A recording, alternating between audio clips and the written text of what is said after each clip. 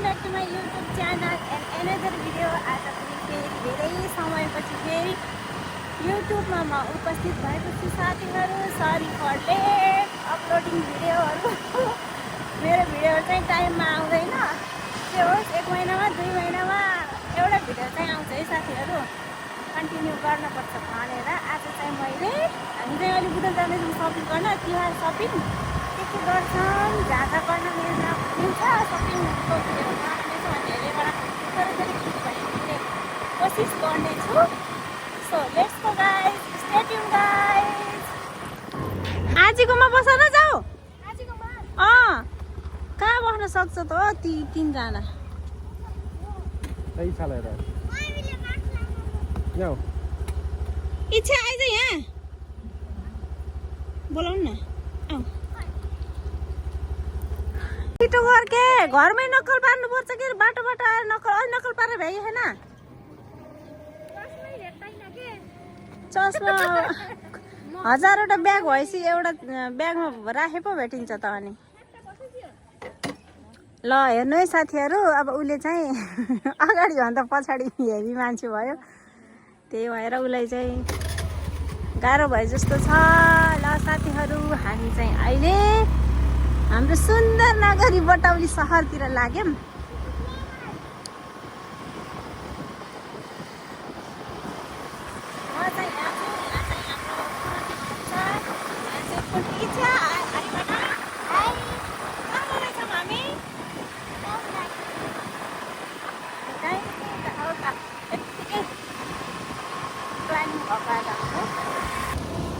अहिले त सुन्ताले नि स्कुटी खतरा चलाउँछ के अन्त स्वाटै लैजान्छ के। अहिले चाहिँ पुरा कन्फिडेन्ट भयो जस्तो छ मान्छे चाहिँ। हेलो हेलो सुनिता, तिहारको चहल पहल त क्या रमाइलो छ है बाटोहरू त। आमा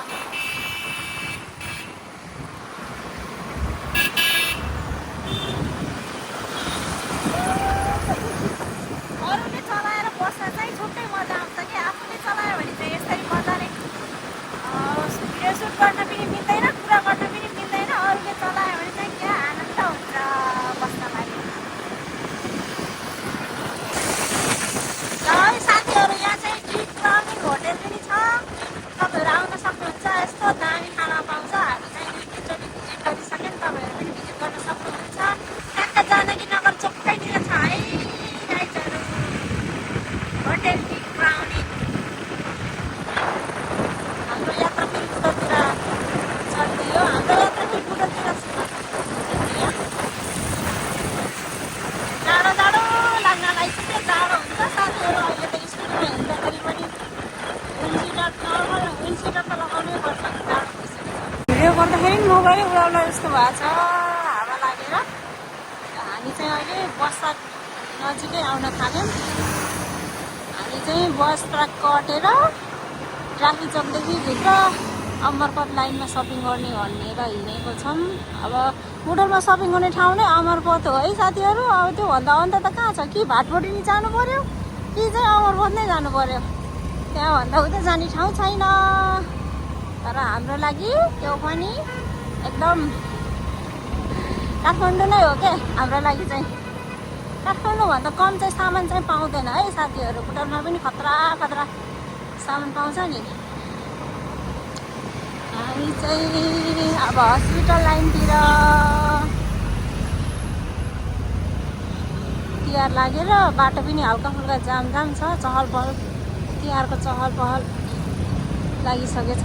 साँझ आउनुपर्छ, साँझ आयो त झन् खतरा बाटो जाम हुन्छ है गाइजहरू। हाट बजार लाइनतिर त जानै सक्दैन। यो चाहिँ हाइवे हो, यो चाहिँ नेपालगञ्ज रोड उता पश्चिम जाने बाटो हो। यो चाहिँ यतै भित्रबाट गएको भए त हुन्थ्यो।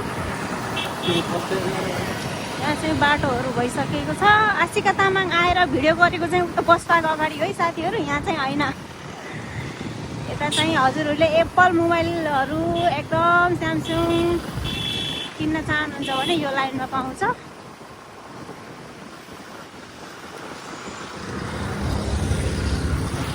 यतापट्टि चाहिँ ट्राफिक चोक भयो, ठ्याक्कै ट्राफिक चोकको पूर्व साइड हो यतातिर। आमा धुलो, तर चाडबाड आयो भने छुट्टै के बिहान उठ्दाखेरि मौसमले पनि दसैँ तिहार आए जस्तो फिलिङ हुने, अनि बाटोमा हिँड्दाखेरि पनि रमाइलो लाग्ने। अहिले तिहारको चहल पहलले कस्तो बाटोमा हिँड्दाखेरि त्यतिकै नर्मल कामले आउँदाखेरि पनि रमाइलो लागिरहेछ क्या। त्यस तिहारसम्म हो रमाइलो, त्यसपछि त चाडबाड सकिन्छ अनि फेरि ब्याक टु नर्मल लाइफमा बिजी। म पनि हजुरहरू पनि होइन र साथीहरू।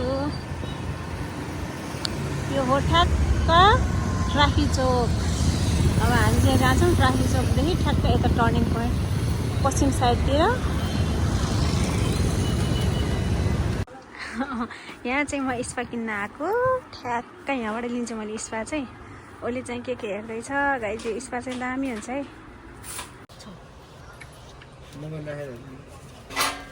यता हेर्नु त,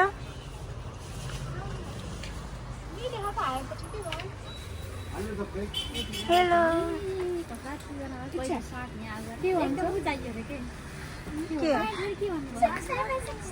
पकेट अलिक गहिरो चाहियो अरे।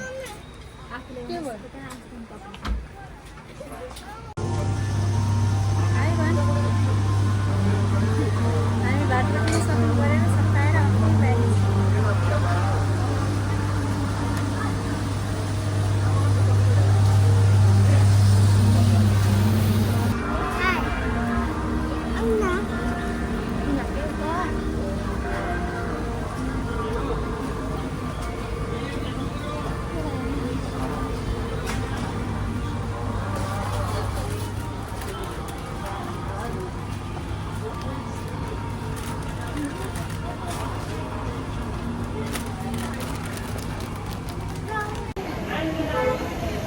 बाटो पनि आएपछि हल्का यतिको त दिनै पर्यो के कसो।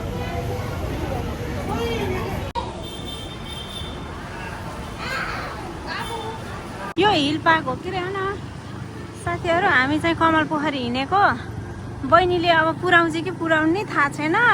यो मुटुले चाहिँ थाहा छोडिसकेछ, एकचोटि त अब घेचक्कै दिइसक्नु भएको थियो। उहाँ चलाउने उहाँ चाहिँ उहाँ हो, म चाहिँ पछाडि बसेर आज चाहिँ पुरा पछाडि बसेर अरूले चलाएको पनि बस्नुपर्छ क्या, हो कि होइन? हो, नडराइकन बस्नुहोस्।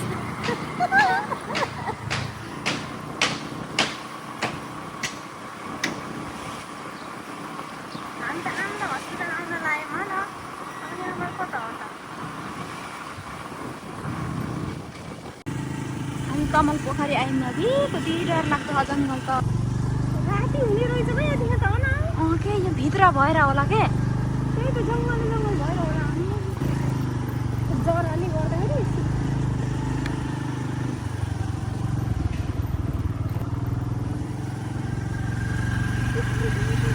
कमल पोखरी चाहिँ पोखरी यही हो गाइस। हाई गर, के गरेको? भिडियो गरेको। हामी कमल पोखरी आइपुग्यौँ। कालो निलो आँखा है, खेल सुनसान छ है जङ्गल त। आमा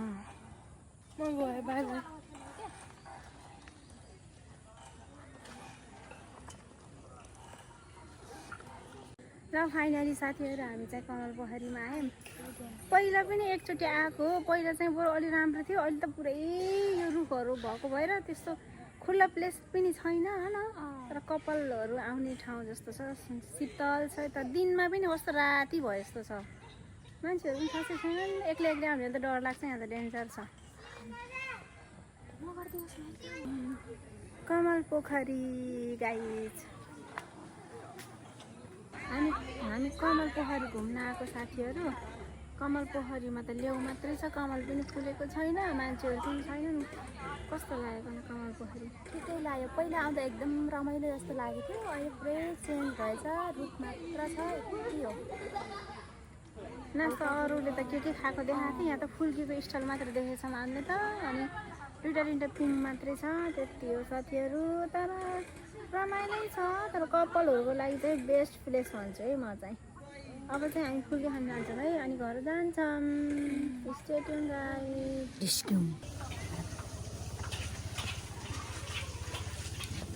कहाँको गाइजहरू सबैको बस्नु बैठो बैठो। आन्टीलाई चामलमा चटनी राख्दिनँ है, सस मात्र खान्छन् मैले होला।